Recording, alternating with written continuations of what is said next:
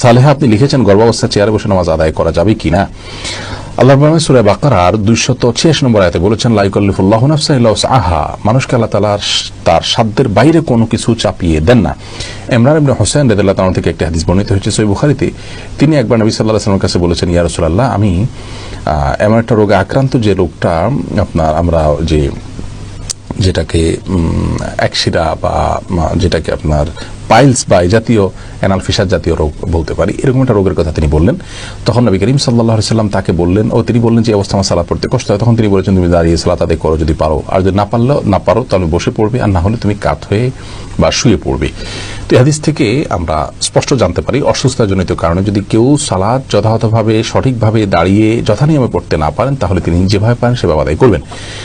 গর্ভাবস্থায় অনেক মেয়েরা খুব বেশি দুর্বল হয়ে পড়েন, শরীর ভার হয়ে পড়ে। এই অবস্থায় রুকু সিজদা উঠা বসা করাটা বিশেষ করে লাস্ট স্টেজে এসে অনেক সময় কঠিন হয়ে যায় এবং শরীরের যে ভারসাম্য আছে ধরে রাখতে পারেন না এবং পড়ে গিয়ে ক্ষতিগ্রস্ত হওয়া এবং গর্ভস্থ সন্তান ক্ষতিগ্রস্ত হওয়ার আশঙ্কা থাকে। এরকম যদি অসুস্থ কোনো মা থাকেন এবং এই পর্যায়ে চলে যায়, তাহলে সেক্ষেত্রে তিনি যদি দাঁড়ানো থেকে চেয়ারে বসতে পারেন, চেয়ার থেকে দাঁড়াতে পারেন, এটুকু পারেন, তাহলে দাঁড়িয়ে সালাত শুরু করবেন। রুকু সিজদার সময় চেয়ারে বসে ইশারা রুকু সিজদা এবং বৈঠক এগুলো সব করবেন। আবার পরবর্তী রাকাতের জন্য তিনি দাঁড়িয়ে যাবেন যদি এটা তিনি করতে পারেন। আর যদি এটুকু কাজও তার জন্য রিস্কি হয় বা কষ্টকর হয় বা দুঃসাধ্য হয়, তাহলে সেক্ষেত্রে তিনি চেয়ারে বসেই সালাতের শুরু থেকে শেষ পর্যন্ত সালাত আদায় করতে পারবেন।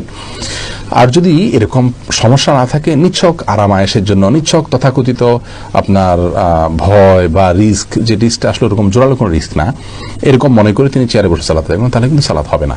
তার অবস্থাটা কতটা আপনার নিরুপায়ের অবস্থা সেটা আগে বের করতে হবে। যদি তিনি সত্যি নিরুপায় হন এবং রিস্কটা প্রবল থাকে উঠা বসা করে সালাত যথাযথভাবে করতে গেলে, তাহলে সেক্ষেত্রে অবশ্যই তার জন্য বসে সালাত আদায় করার সুযোগ আছে চেয়ারে।